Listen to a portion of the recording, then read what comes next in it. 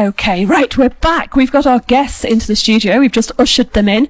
It's all very technical here this afternoon because we've got the cameras working as well so that you lot can watch this back across the social media platforms a bit later on this afternoon. So we have Cath from Drop Zone. Hi, Cath. Hi. And we have Les from Youthability. Hello. And you've come in to talk about the Scarecrow Avenue. That's yes, correct. We have. Yes. Go on then. Tell us a little bit about this this event then. Okay. So if no one's aware of it, we're hosting a Scarecrow Crescent Stroke Avenue on the 30th and the 31st in Barrow. So this is October. So yes, sorry. For Halloween. For Halloween. Yeah. So yes, so it's a community event that we want the whole of Furness and maybe further to get involved. And the basic idea is we're wanting everyone to create their own scarecrows, get them out on display, for the young people and families to travel around, socially distancing, of course, and visiting all these creations. A bit like what we do at Christmas, with the Christmas decorations. We all travel around the town looking at them. So that's sort of like the basic idea of it. Okay, so is this individuals, Cath, or companies that are... Well, it's anybody really. I think that with the whole COVID situation, we felt that children and young people had a bit of a nightmare year. Trick-or-treating's probably going to be very limited because of the COVID risk. So Les threw it out there. I jumped on and said, let's get it out to schools. And then next minute we had 4,000 members. So it's anybody really. So Drop Zone are doing one outside each of their buildings. Right. Organisations are joining in. Lots of businesses are offering space. So if you haven't got a garden, you can go and put it somewhere. But then as well, we've sort of said anything really. If you want to do your window or pumpkins, it's whatever really. But we want as many people to get involved as possible. Okay, and what are we doing about the trick or treating then? Well, I'm getting a bit panicky then, thinking I'm not going to get my sweets because I still like to go trick or treating. I just think the risk of putting hands in buckets is obviously. Oh yeah. So no sweets this year then. Well, it's up to the individual households really, but there's been some good suggestions from parents. I mean, like if you're taking your family out, you could do a little challenge with young people. So then every time they spot a scarecrow, you hand them a trick. No, that'll be quite entertaining. But you give them a little treat. There will be some people out there that are being quite imaginative. We've seen some ideas on the Facebook page. So there will be some people taking part. But the whole idea was to try and create something that was COVID friendly. Yeah. But also get the kids excited. So they're not just stuck indoors on Halloween watching that film. Get them out. And it's bringing the community together. I mean, Cath will probably agree that we're overwhelmed by the amount of support, and some of the scarecrows, we've seen one the other day, it must be about 12 foot tall. They're brilliant. Yeah. Everyone's getting behind it, and I think it's really positive because of what's been going on, and I think what might come in the future. Yeah. And obviously Les has talked about possibly making it an annual thing. So we've spoken to the Borough Council and we can put a big inflatable scarecrow on their balcony. I've said it now, so they can't. Yeah, no backing down now, councillors. No, that's it now. And we've obviously got, Les will probably tell you more about what we've got going on in the town centre with the bid as well, which is quite exciting. Oh, right, okay. Well, should we play a bit of music and talk about that in a minute then? Of course. Okay, right, we've got Mystique. Do you like Mystique? I've heard of it. And that was Mystique and Scandalous. We decided that we did know what that one was. It's all right. We're not that ancient. I'm rubbish. Right. Okay. So we have Les McLeish from Youthability and Cath Corkill from Drop Zone in the studio this afternoon, talking about scarecrows and Halloween. Now then, there's something. Yeah. So you've twisted the arm of Barrow Borough Council and managed to get yourself a scarecrow on the front of the town hall. We have, we have. We've also had the offer. We need to follow this up, don't we? The mayor has offered his time to dress up as a scarecrow. Yeah. So shout out to Kevin Hamilton. Yeah. Get on it. So we haven't come up with a decision yet of what we should do with him. So maybe we should open it up to the public and can do. Oh, yes. So on the video below, if you want to put your comments, what we should do with Kevin as a scarecrow. Yes, exactly. That'd be brilliant. Okay. Yeah. The funnier, the better. Yeah. It's a community event. Let's leave it to the public. Yeah.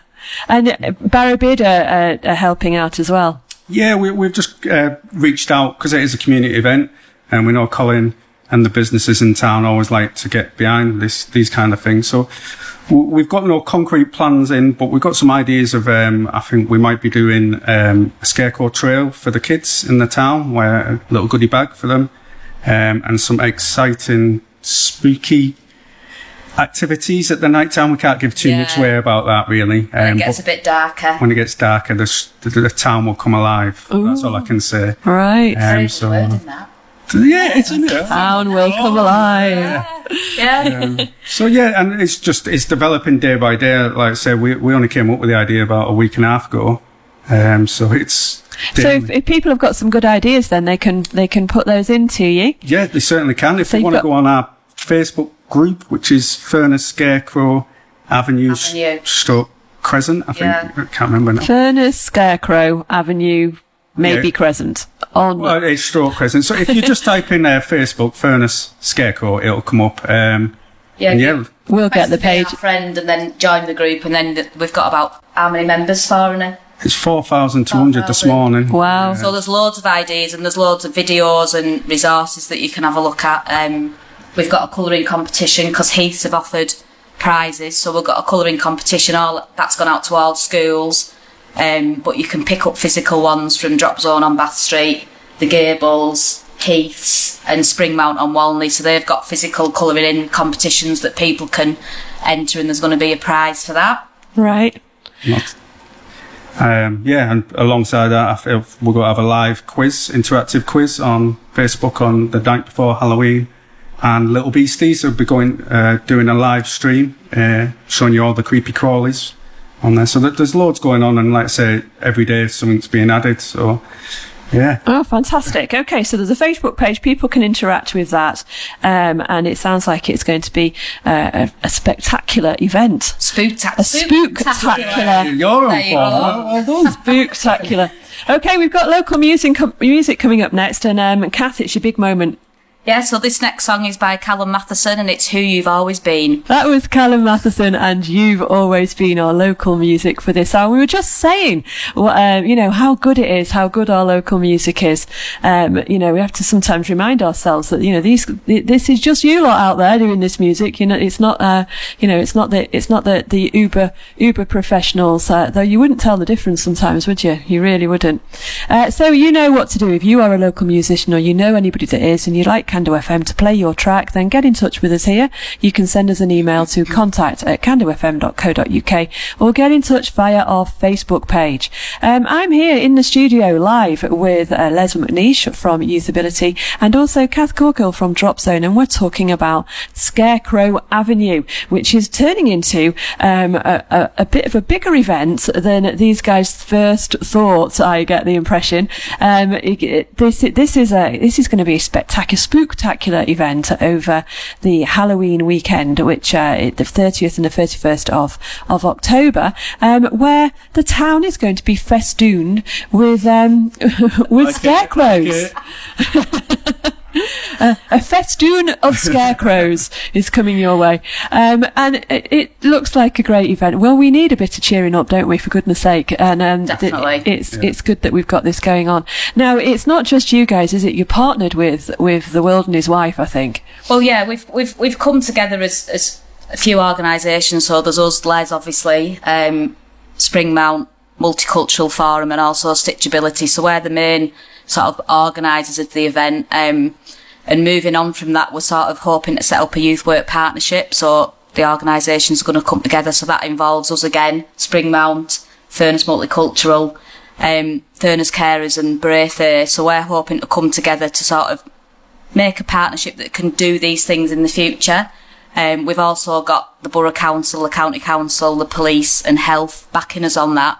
So watch this space, because hopefully that'll be launched later on in the month, I think, maybe definitely. After the Scarecrows, because there's a lot of work going on at the moment, and we'll hopefully bring some more positive events to the town and joy, especially for children and young people. I think there's lots going on at the moment on top of everything else that goes on for them. So I think we need to change things a little bit, shake it up a little bit. I think all of us coming together as one, because we all represent different parts of young people's lives, and come together as one voice for young people in the area, and represent them. I think it's only a good thing. Yeah, more opportunities, definitely. Now, you're going to leave us now, but I believe that you're leaving us with a challenge. Yes, this is for all your presenters, if it's Tony, Johnny or Pete, anything. So good. Whoever's you didn't mention me, thank you. Andrea. No. I said all presenters.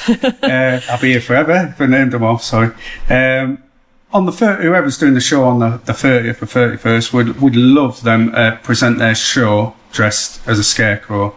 That'd be really, really good. If more than one presenter could do it, then we could get the public to vote who was the best presenter dressed as a scarecrow. Oh, I was just saying that'll be easy for me. I'll just come as I get out of bed. Yeah, before I brush my hair. Yeah. Challenge set. Okay, right. Yeah, okay then. Right, we'll have a think about that. Have a think about that. Yeah, I've been trying. I think we should do a Can Do FM Scarecrow as well. Definitely. Yeah. Because we are asking the businesses and charities and stuff like that in the area. There possibly will be a trophy for the best scarecrow from the business community or charity community. Right. So there's a bit of an incentive if you want to win, and it could be an annual cup that you could. An annual Scarecrow cup. Well, yes, that will be fought over, I'm sure. Well, thank you guys for coming in this afternoon, giving up your valuable time. Thank you. You're always very welcome on Can Do FM, and keep doing the great job. These guys do a fantastic job, folks. The great job that you do with our young people in the area. Thank you. Thank you very much. This is Can Do FM.